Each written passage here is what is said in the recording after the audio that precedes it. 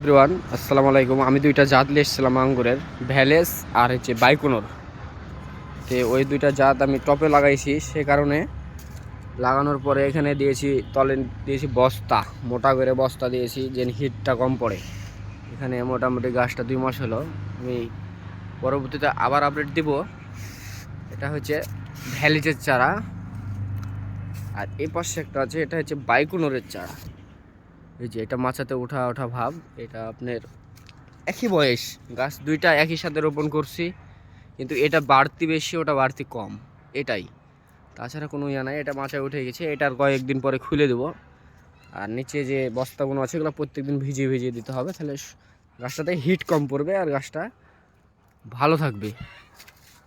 এই পর্যন্ত আজকের ভিডিওটা, লাইক কমেন্ট করে পাশে থাকুন। আর আপডেট ভিডিও পাইতে যোগাযোগ করুন।